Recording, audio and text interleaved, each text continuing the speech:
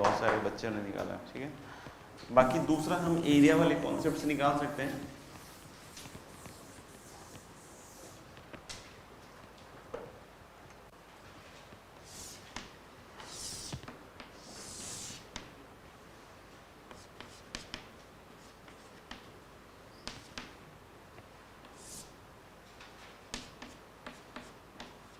जैसे ये right bisector हो गया और ये भी राइट बाइसेक्टर हो गया, इस पॉइंट को मैंने ओ कह दिया, नहीं तो अभी तक जो हम लोग करते आ रहे थे वो क्या करते आ रहे थे कि जो भी ऑर्थो सेंटर था, वर्टेक्स था, उसको ज्वाइन करके एक लाइन बना देते थे। वो जहां भी काटता था बेस को उसका पहले रेशियो निकालते थे और फिर ऊपर से रेशियो निकाल देते थे, समझ में आ गया। ऐसे ही अगर सेंट्रॉइड था तो सेंट्रॉइड और वर्टेक्स को ज्वाइन करके कर दिया, ऐसे ही, ठीक है ना। तो अब ये सर्कम सेंटर है और ये वर्टेक्स है, तो हम सबसे पहले क्या करेंगे कि इस सर्कम सेंटर और इस वर्टेक्स को ज्वाइन करने वाली लाइन बनाएंगे, समझ में आ गया। और इस पॉइंट को मैंने क्या कह दिया, डी। इस पॉइंट को मैंने क्या कह दिया, डी।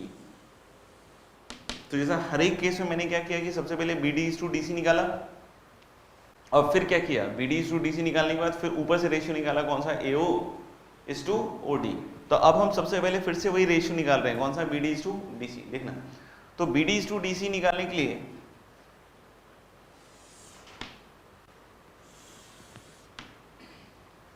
हमारे को दो ट्रायंगल दिख रहा होगा, देखना ध्यान से, A B D, A C D.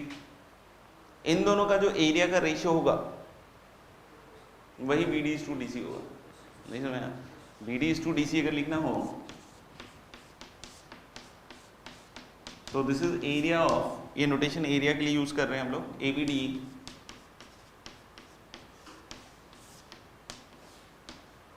Upon area of ACD, क्योंकि बोलोगे कि ABD का एरिया तो हाफ बेस इंटू हाइट और इसका भी हाफ बेस इंटू हाइट, तो हाफ और हाइट तो सेम ही होगा ना, हाफ में तो कोई ऑब्जेक्शन नहीं है ना। हाँ, तो हाइट तो मेरे ख्याल से दोनों का सेम ही है, नहीं तो बेस का ही तो रेशियो हो गया इनका एरिया, ठीक है। अगर कोई इन दोनों ट्रायंगल में बोले तो इसमें भी मैं बोल सकता हूँ कि this is area of the triangle OBD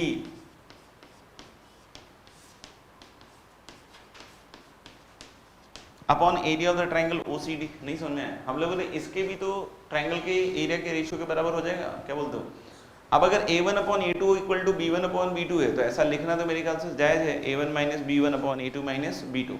तो A1 माइनस B1 करो, A1 अपॉन टिंगिंग टिंगिंग, देखो तो इन दोनों घटाओगे तो BD कट जाएगा, सॉरी BD कॉमन आ जाएगा, नहीं सोचो एक बार। अच्छा, तो ABD माइनस OBD करोगे तो मेरे ख्याल से ये किसके बराबर बन जाएगा, area of the triangle AOB, clear.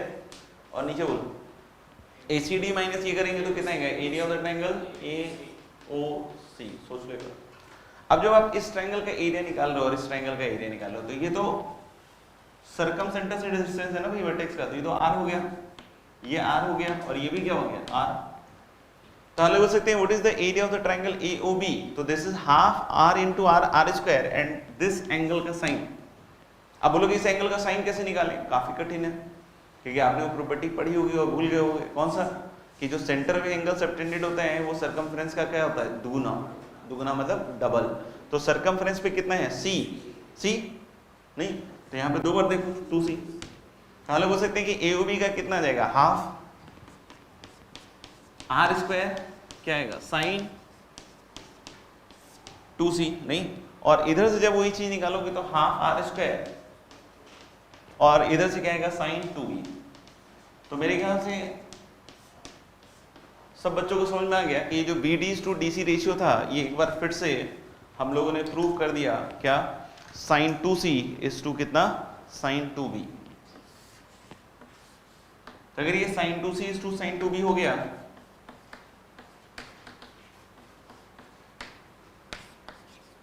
और वर्टेक्स के जहां तक कोऑर्डिनेट्स देख रहे हैं x1 y1 x2 y2 x3 y3,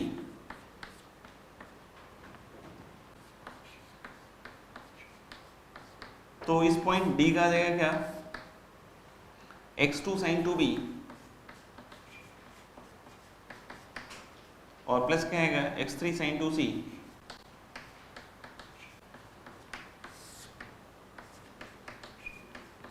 और sin 2B प्लस y भी मेरे ख्याल सिमिलर वे में आ जाएगा, नहीं तो एक पार्ट तो हो गया। अब फिर से अब ऊपर से रेशियो निकालेंगे, कौन सा, AO अपॉन OD, नहीं AO upon OD,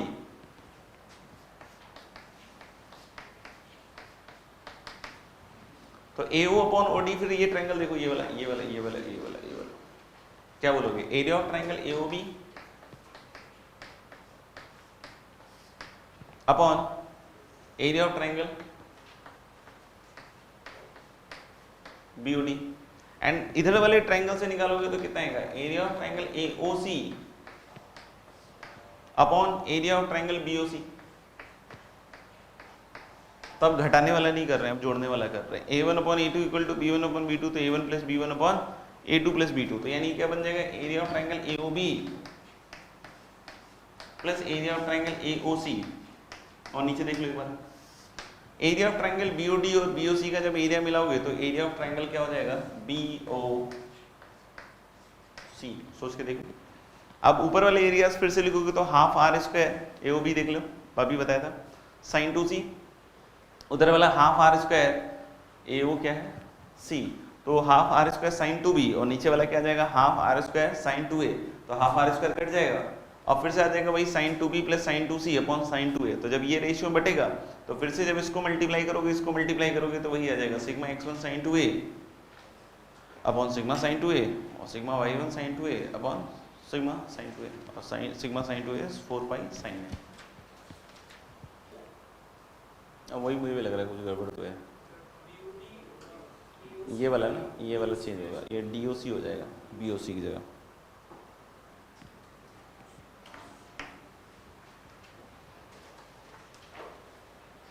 harmonic conjugate, next हम लोग देखने एरिया ऑफ ट्रायंगल।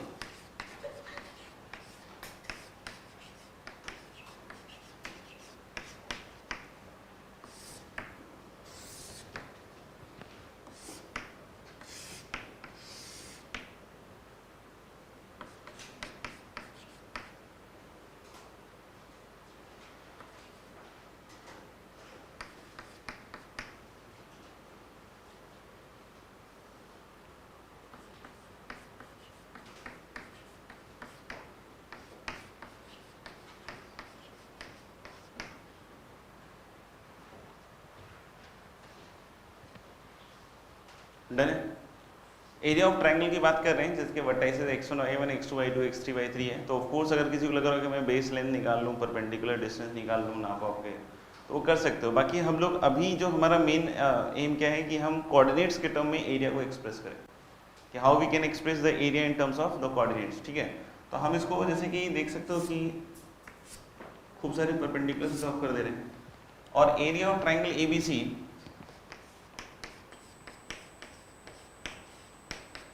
नहीं, area of triangle ABC, this can be written as, अगर इन पॉइंट्स को अगर हम लोग L1 L2 L3 माने नहीं, तो this is area of trap AB L1 L2 plus area of trap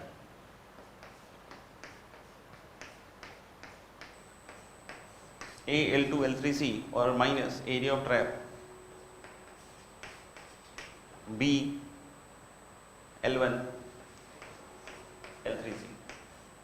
एक बार देखो, चलो लेकिन इस ट्रायंगल का सॉरी इस ट्रेपेज़म का एरिया प्लस इस ट्रेपेज़म का एरिया और माइनस इस ट्रेपेज़म का एरिया करेंगे तो what you will get is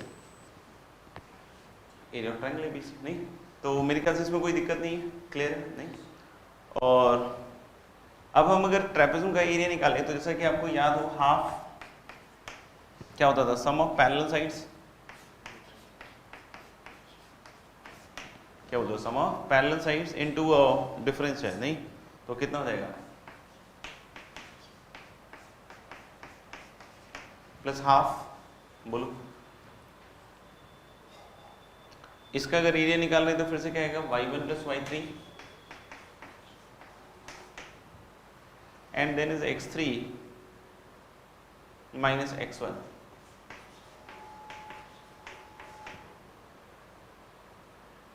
सही बोल रहा ना भाई, मेरे ख्याल तो ठीक है नहीं, और माइनस हाफ कितना y2 प्लस y3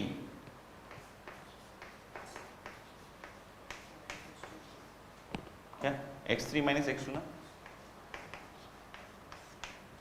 चेक कर लो। तो this will be the area of triangle. अब ये इस फॉर्म में है, वैसे चाहो तो इस फॉर्म में ही तुम निपटा दो, लेकिन बाकी अपन क्या कर सकते हैं कि इसको और सिंप्लीफाई कर सकते हैं। नहीं, सिंप्लीफाई करने का तरीका क्या होगा वो सोच लेते हैं एक बार। हाफ तो कॉमन हो गया, x1 के साथ देखते हैं, देखना x1 के साथ एक तो आएगा इधर y1 प्लस y2 और इधर क्या आएगा माइनस y1 माइनस y3। नहीं तो y1 तो कट ही जाएगा लग रहा है, क्या आएगा x1 के साथ y2, बिल्कुल साइक्लिक चलेगा। देखना 1 2 3 2 3 1, मतलब अब क्या आएगा x2 वही जो बोल रहा है y3 माइनस y1, फिर हम लोग बोले x3 y1 माइनस y2। अब देखते जाओ, जैसे x1 के बाद हम x2 पकड़ रहे हैं, हाँ पकड़े, x2 के साथ जब ये पकड़ोगे तो देखना माइनस माइनस आएगा, और x2 में यहाँ देखना माइनस माइनस प्लस हो गया भाई, तो y2 प्लस y3 प्लस, और उधर देखना, देखो ना माइनस y2 कट गया तो कितना बचा y3। यही बात कर रहे थे ना शायद अभी, या ये नहीं कर रहे थे। 1 2 3 2 3 1 देखो, और फिर से देखोगे तो फिर से आपको साइक्लिक ही दिखेगा। x3 के साथ इधर आ रहा है प्लस में y1 प्लस y3, और ये माइनस में आएगा तो y3 गया और क्या आएगा y1, समझ में आएगा। तो इस तरीके के फॉर्म में आ जाएगा, और ये फॉर्म को हम डिटरमिनेंट वाले फॉर्म में आसानी से बदल सकते हैं। कैसे, half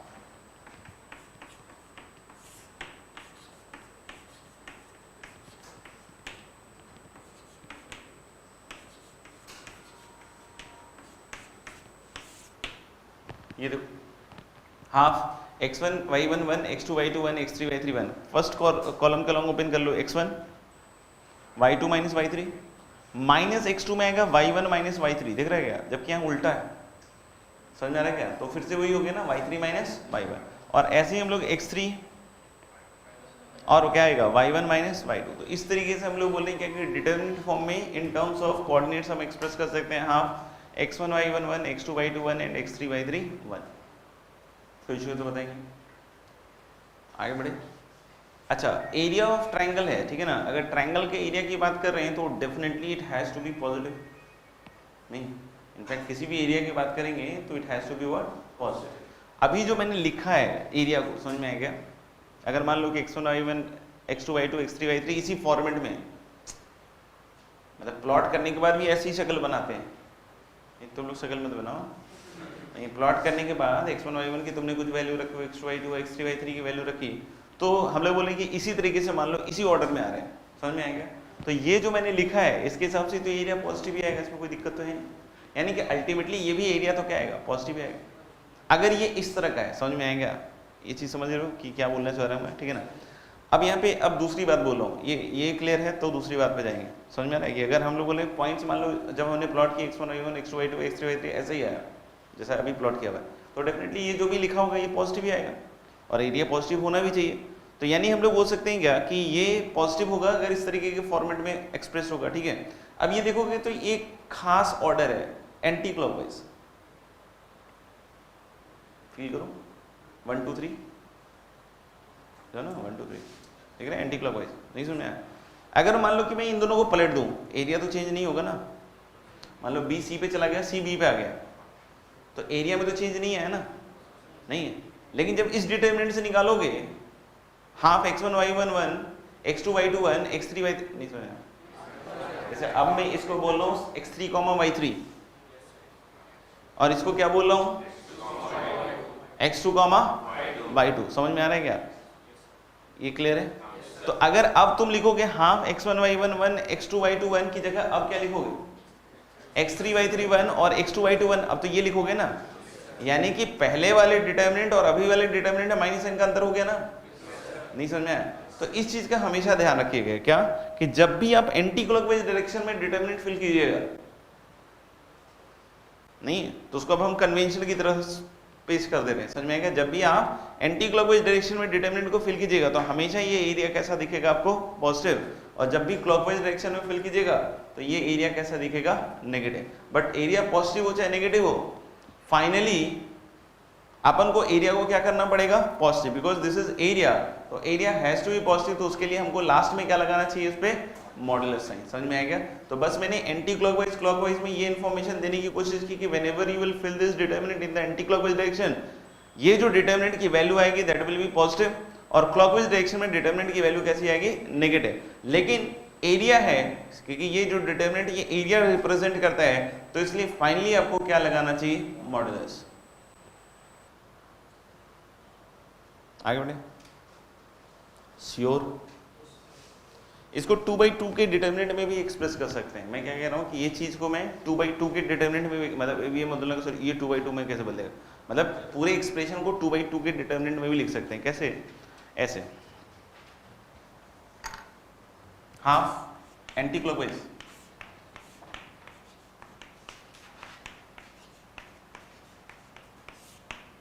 x1 y1 x2 y2, ठीक है ना, प्लस जहां से इसको छोड़ा था, कहां छोड़ा, x2 y2, वहीं से चालू करेंगे।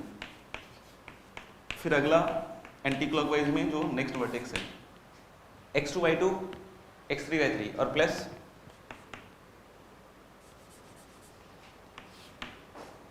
जहां छोड़ा था x3 y3, और फिर x1 y1 लास्ट जा। तो पूरा एक चक्कर कंप्लीट करना है। समझ में आएंगे? तो अब आप देख सकते हो कि ये और ये सेम ही है। जैसे देखना है इसमें क्या है, x1 y2 minus x2 y1 दिख रहा है सबको, x1 y2 minus x2 y1, तो x1 y2 प्लस दिख रहा है यहाँ पे, और यहाँ दिख रहा है माइनस x2 y1, नहीं। उसके बाद वाला देखना है x2 y3 minus x3 y2, तो x2 y3 यहाँ पे दिख रहा होगा सबको, और माइनस x3 y2 यहाँ दिख रहा है सबको, नहीं। और लास्ट वाला देखना है x3 y1 यहाँ पे दिख रहा है, और माइनस क्या दिख रहा है, x1 y3। समझ में आएगा? तो इस तरीके के फॉर्म में भी हम लोग कर सकते हैं। इनफैक्ट इसको हम जनरलाइज कर सकते हैं इनके लिए,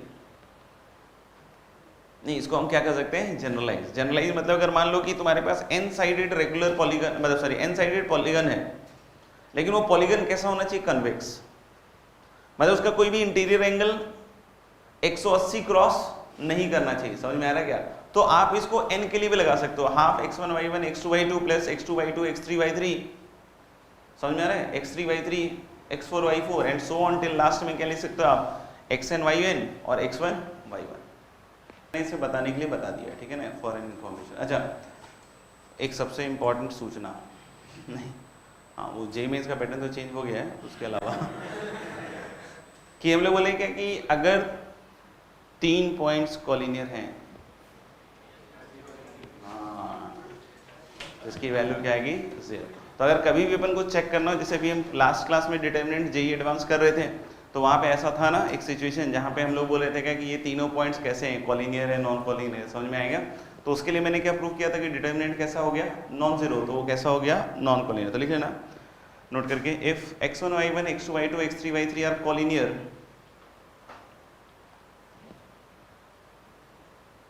if x1 y1 x2 y2 and x3 y3 are collinear,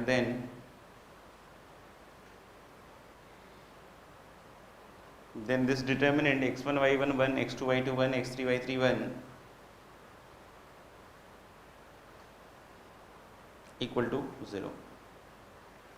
कॉलिनिटी के लिए बहुत सारे लोग वो लेंथ वेंथ जोड़ के भी करते रहते हैं कि ए बी सी है तो A B plus B C equal to A C हो जाए, ऐसा, तो वो सब मत करना, ठीक है ना, अच्छा नहीं लगता है तो लोगों के लिए, नहीं है, बच्चों को करने देना, ठीक है। अपन को जब भी कॉलिनिटी चेक करना है तो अपन ये डिटरमिनेंट का प्रयोग करें, अच्छा रहेगा, ठीक है ना जी। गैस अगला सवाल लिखिए। ये तो काफ़ी सिंपल सा है लेकिन फिर भी देख लो। If the points a, 0, 0, b and 1, 1 are collinear, if the points a, 0, 0, b and 1, 1 are collinear, then find the value of 1 by a plus 1 by b. Then find the value of 1 by a plus 1 by b. आ गया?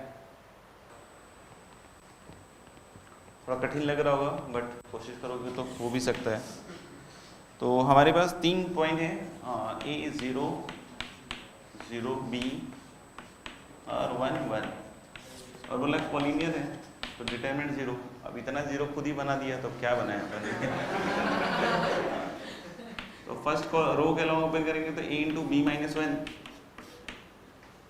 और 1 के साथ जब देखोगे तो minus B, तो ये दिखा रहा है A B equal to A plus B, A B से डिवाइड कर दीजिए तो डिवाइड करते ही 1 by A plus 1 by B कितना आएगा 1। अगला सवाल, if the area of the triangle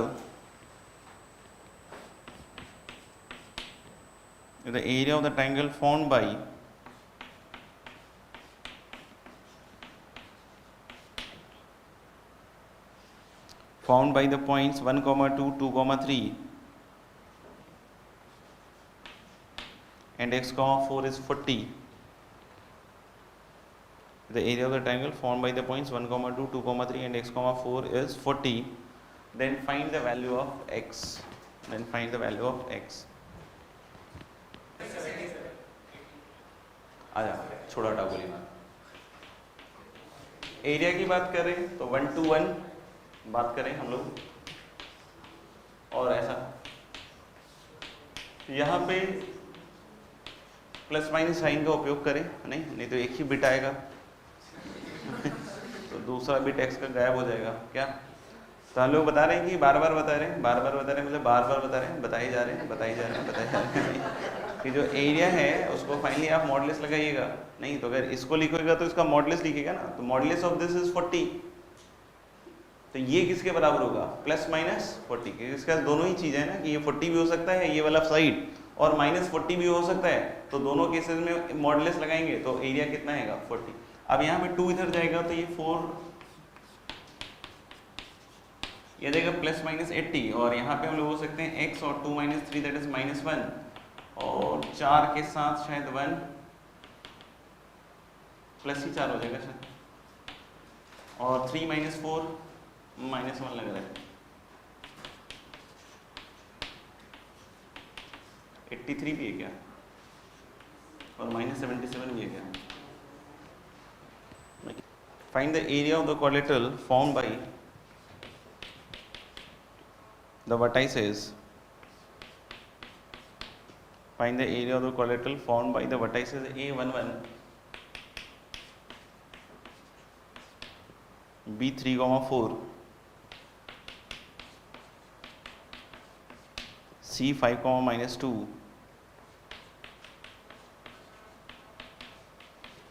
and D4, minus 7.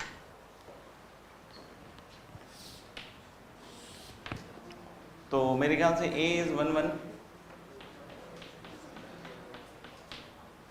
B is 3, 4,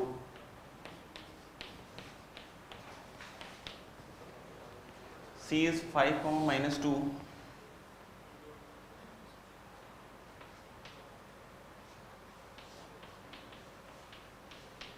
है, और D is 4,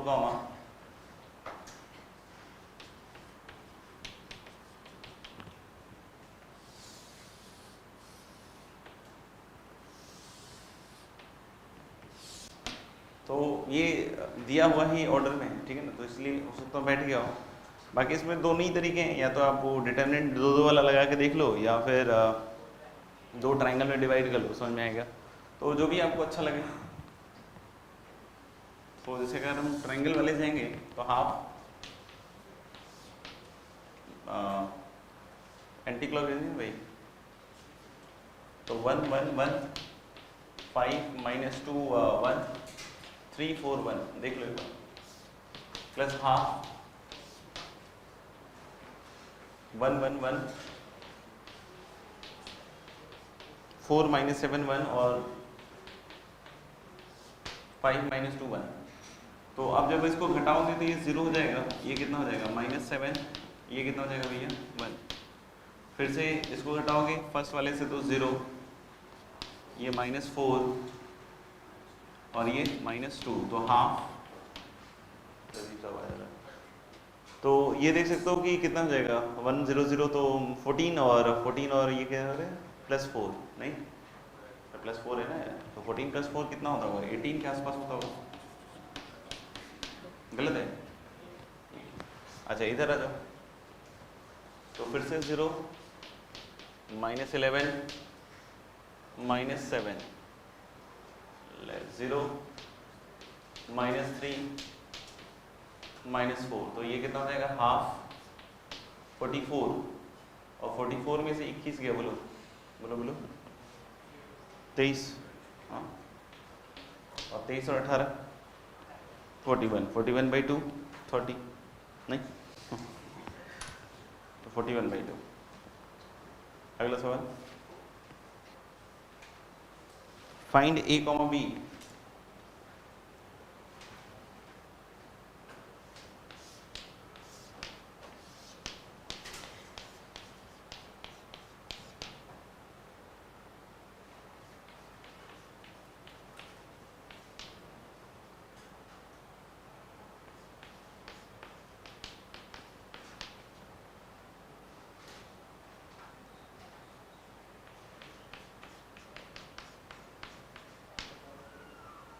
Find a, small b if PA equal to PB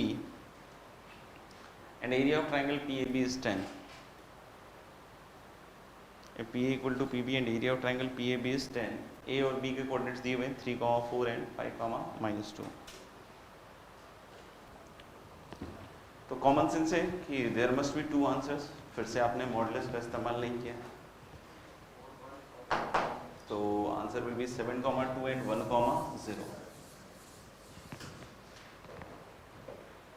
PA equal to PB अगर लिखोगे तो एक PA square equal to PB square भी लिख सकते हो, क्या बोलते हो? PA equal to PB is PA square equal to PB square, मतलब A - 3 का होल स्क्वायर प्लस B - 4 का होल स्क्वायर, राइट। और इधर क्या आएगा A - 5 का होल स्क्वायर, और प्लस क्या आएगा B + 2 का होल स्क्वायर। तो A square B square cut जाएगा, इधर आएगा -6 है, इधर आएगा -10 है, तो उसको इधर ले आओगे तो कितना आएगा 4A, -8 भी आएगा, और उधर आएगा तुम्हारे पास +4B, तो माइनस क्या आएगा 12B, 25 तो यही ले जाएगा, तो इधर क्या बच जाएगा 4, तो A - 3B = 1। एक तो ये इक्वेशन बन जाएगा आपका। एरिया ऑफ ट्राइंगल PAB वाला खेल देखोगे अगर तो हाफ और AB1, फिर 3, 4, 1, 5 - 2, 1, और इसको भी +- 10 नहीं लिखा है आपने, तो इसका मतलब हम बिल्कुल भी ध्यान नहीं दे रहे कि क्या कहा जा रहा है बार-बार, नहीं। तो हम लोग हो सकते हैं, क्योंकि कि अगर ऊपर पॉइंट है तो नीचे भी हो सकता है, अपने को थोड़ी पता है, नहीं। तो हम नहीं, ऊपर कहीं भी हो सकता है। तो हम लोगों ने क्या किया, this is going to be what A, 4 - 2 है ना, +2, तो 6A, क्या भाई -B के साथ आएगा 3 - 5, तो +2B, -6 and -20 है ना शायद, ये -26, और इक्वल टू +- तो 26 +- 20 नहीं। अब एक बार इसमें 3A + B = शायद आ जाएगा 26, 23, और एक बार 3, तो दोनों को सॉल्व करो तो 7, 2 and 1, 0, तो ये आ जाएगा।